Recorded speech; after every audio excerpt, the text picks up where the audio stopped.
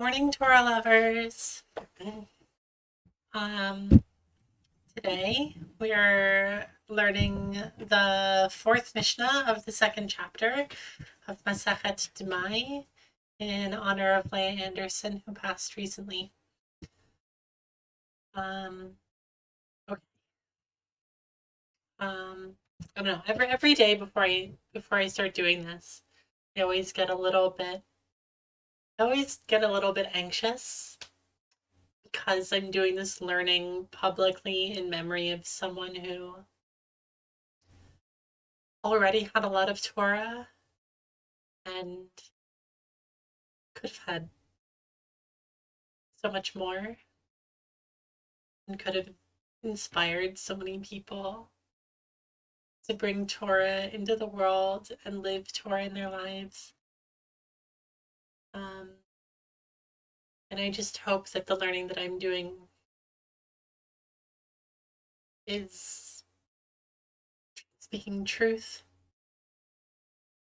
and bringing down sacredness from our tradition and in a way that generates merit for her. I hope I merit that. Okay, let's start with a little bit of review. So this is the Mishnah from yesterday, the Mishnah 2:4. Hamekabel alav liyot chaver, etc. Someone who wants to be able to be considered a chaver, someone who is like really part of the rabbinical circle in terms of basically what this means is this is someone who tries to be in a state of tahara, in a state of ritual purity as much as possible, and does not even eat produce called chulin, which would be permissible to eat in a state of tuma, of ritual impurity. Chaver is someone who would eat chulin in a state of tahara only.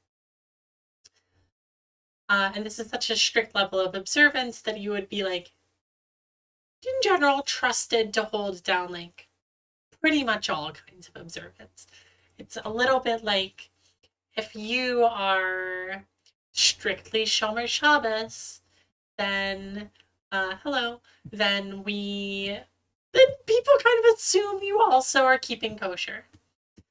Okay, so that was that, and it's kind of a middle category between full on like Talmid Chacham, like rabbi, sage, and like Am Haaretz. And there are other middle categories, like what we saw in the previous Mishnah, the category of Ne'eman, someone whose produce is trusted to have been tithed, but we don't necessarily trust anything about, we don't have any information about their actual personal practice beyond tithing. With, except for Chumat Maaser and Chala, meaning Chumat Maaser being about 1/100th of the flour, and challah from the dough that you take out for the Kohanim, which is about 1/48th. It's a very small amount, and we wouldn't expect professional chaver bakers to be taking like the full 22% out of the flour and the dough. And why is it important that they're chaverim specifically? Because we wouldn't expect a regular ofeh, a regular baker, to take out these masrot at all. So we wouldn't even need to say that. But if you're a chaver and you're a baker, the chachamim are being lenient on them because 22%, again, is a huge amount. About 1/100th plus 1/48th is a little bit more financially manageable. And considering you could probably charge, I was thinking about this yesterday, you could probably charge extra if you're a chaver baker. You could probably charge extra to the other chaverim and to the Talmidei Chachamim who are buying your baked goods because it's kind of a specialty product in a similar way to how hechshered meat is more expensive today. Okay, והחנוונים אינן רשאים למכור את הדמai. Shopkeepers, regular shopkeepers, are not allowed to sell d'mai produce.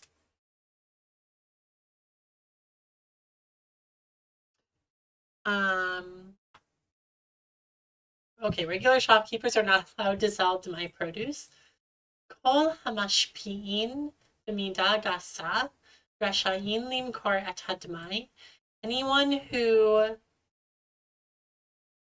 deals in large amounts is permitted to sell d'mai. And then there's a question. Elu hein hamashpi'in b'midah gasa. These are those who are permitted to deal in large amounts. Kegon hasitonat umochrei tfua. Such, for example, wholesalers and people who sell produce.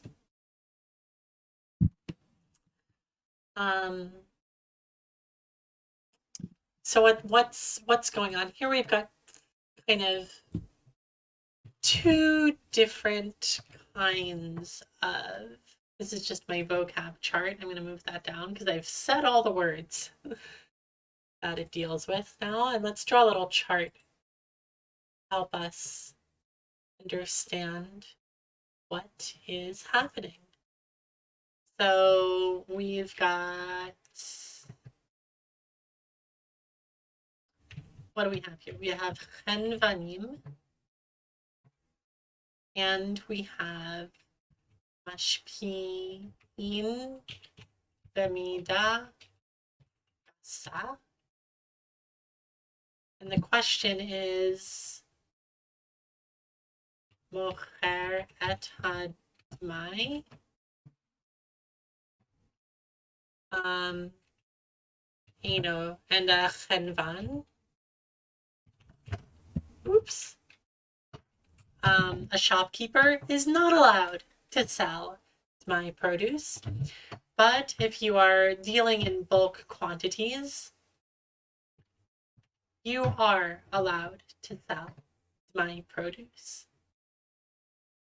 And two examples of who this could be: sitonot or mochrei tevu. Okay. So what's the difference between a regular shopkeeper, you might say a retailer, and a mashpia b'midah gasa, someone who is basically a wholesaler, as Rashi explains, that like a siton is a wholesaler.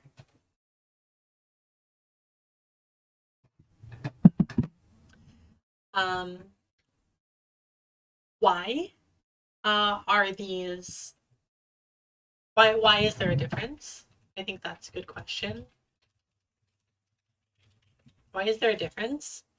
And also, I'm a little bit confused about this mochrei tvuah, because unless there's something I'm not understanding about what d'mai is, d'mai, as far as I understand, is a category that is only pertinent to produce, to tvuah, to food, to agricultural produce. So what does it mean to say that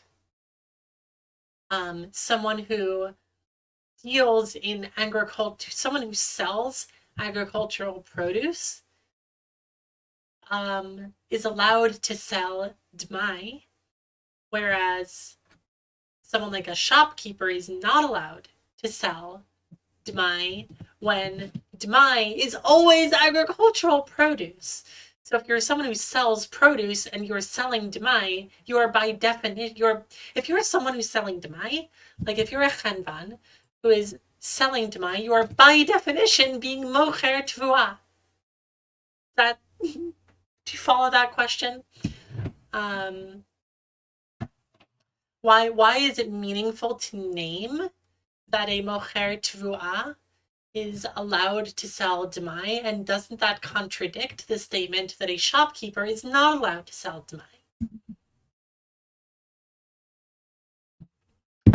two thoughts that I have about this. One, it could be that it means that mochrei tfuah means mochrei rak tfuah, someone who is only selling produce, whereas a shopkeeper, maybe I should make a chart for this one also. I love charts. I don't even know how to, whatever. Okay, so it could be someone who's only selling agricultural produce, as opposed to a shopkeeper who like sells some food, sells some wares. That's kind of a different category. If you're only selling produce, then you can sell D'mai because that's the only way you're making any money, maybe. Whereas if you're a shopkeeper, you shouldn't be selling D'mai. You have other sources of income. Restricting you to only, asking you to only sell non-D'mai, asking you to only sell dafka tithed produce is not going to ruin your business. Whereas asking a mocher tfuah, someone who only deals in agricultural produce, to only sell dafka produce that has had masro taken out of it, might really put a lot of people out of business. And it kind of seems to me like this whole Mishnah is kind of engaging the underlying question of like, how do we be strict about maaser and have people in our community who we trust to sell us food and make us food that is like kosher by us, without putting people out of business and like still being able to maintain an economy. Sophie asking, is a shopkeeper here more like a grocer, someone selling smallish amounts for household use? I think that's a really good guess. Would an Am Haaretz shopkeeper need to get a chaver to come check that it's been tithed so it isn't D'mai?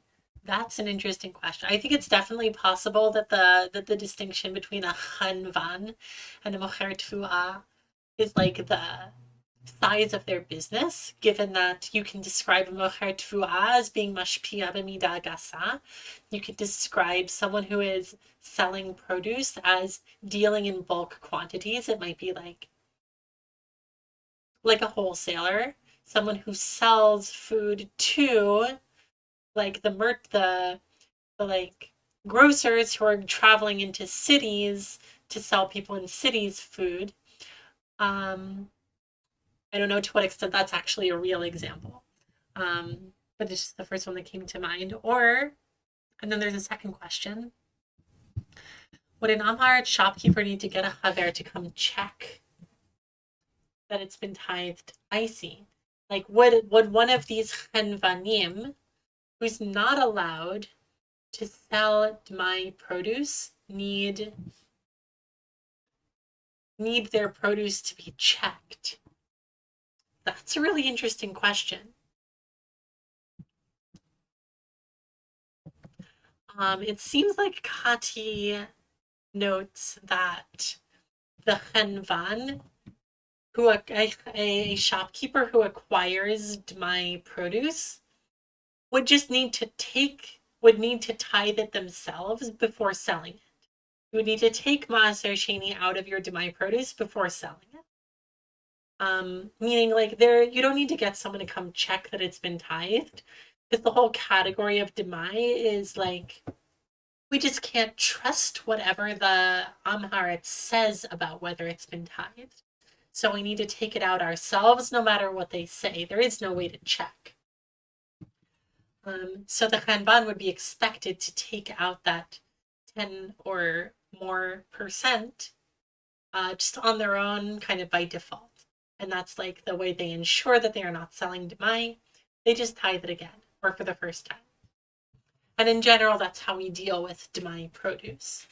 Just tithe it again ourselves. Okay. Yeah, so that's this Mishnah. To me, it seems to be about like, how do we have a thriving economy where people are like able to engage in business while respecting and considering important and worth holding our like high level, relatively like high level and high cost, like high economic cost practice of Maasrot. I think these are really interesting questions and like very applicable to like the way we keep kosher these days, which is very high cost and like very exclusionary because of its cost. And they're like basically are not, our economy looks very different, but I think it's worth looking at this for those of us who are interested in and invested in the importance of local agriculture and local economies to be asking questions like this Mishnah is asking about D'mai, for us to be asking about kashrut and how we can have a system of kashrut that is sustaining and encouraging of local economies, not only of global economies of scale that can afford expensive hectares. Okay, that's all I've got to say about this Mishnah. And also just want to note I came into this parak. I came into this chapter of Mishnah thinking it'll probably be about ways we treat D'mai produce as if it has not been tithed, meaning we treat it strictly, whereas the first parak seemed to be largely about how we treat D'mai leniently. I'm kind of revising that assumption. I think this parak is dealing with something else, and I'm not quite sure what. But in any case, tomorrow we have only one more Mishnah in the parak, and then we'll learn it, and then we will be able to look at like both prakim, and kind of take a wider view and see like what is going on in the way these Mishnahs are structured and laid out and put together. Okay, that's all I've got for today. I will see you all tomorrow at 9:30 or whenever it is you're watching this for the final Mishnah of the